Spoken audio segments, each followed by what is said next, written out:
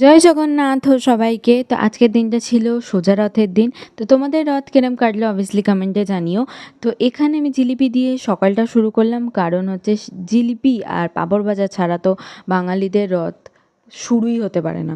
যাই হোক, তো তারপর এখানে আমি দোকানে চলে এসেছিলাম, কাজবাজ করে লাঞ্চ কমপ্লিট করেছিলাম হচ্ছে চিকেন বিরিয়ানি দিয়ে। তো একটু রেস্ট টেস্ট নিয়ে তারপর দিদির ছেলেকে নিয়ে চলে গেছিলাম ওদের বাড়ি, কারণ ওদের বাড়ি থেকেই রথ বের করার কথা ছিল। আর বাচ্চা মেম্বাররা রথ বার করবে না, এটা তো হতে পারে না। তো রথটা সাজানো হয়ে গেছিলো, পুরোটাই আমার দিদি সাজিয়ে রেখেছিল আর কি।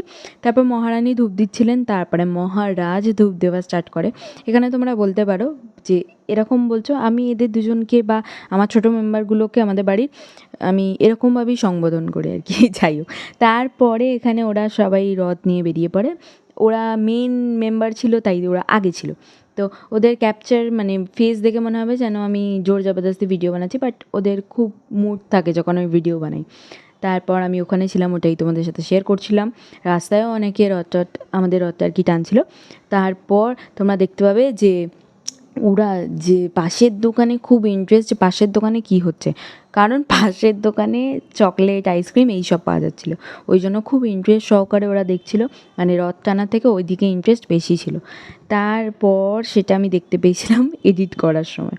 তারপর হচ্ছে রথ টানার ব্যাপারটা, এত জোর রথ টানছিল মনে হচ্ছে যেন সে রথ ওড়াচ্ছে, মানে টানার ব্যাপার নেই, ওড়াচ্ছে। হয়তো ছোটোবেলায় সবারই এরকম হয়। এবার রথটা দেখে তোমাদের মনে হতে পারে একটু ডিফারেন্স, কারণ এই রথটা পুরোটাই ছিল লোহার ওপরে, ও দাদু বানিয়ে দিয়েছে। তো রথটা কিরম লাগলো অবভিয়াসলি কমেন্টে জানাতে ভুলো না। তো এখানে আমরা চলে গেছিলাম পঞ্চমতলার মন্দিরে, যেখানে আমি মোটামুটি সোমবার যাই। যারা আমার অনেক মানে পুরোনো সাবস্ক্রাইবার তারা জানবে।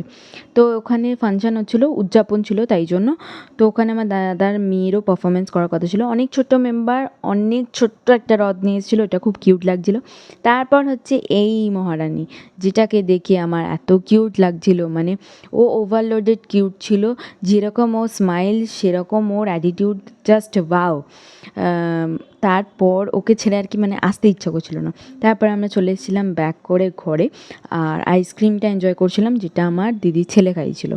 তারপর ওরা বড় রথ টেনেছিল, আমার সেদিনকারও কাজ ছিল, উল্টো রথের দিনও কাজ ছিল, তাই জন্য আমি রথ এনজয় করতে পারিনি, মানে বড় রথ একবারও দেখতে পাইনি।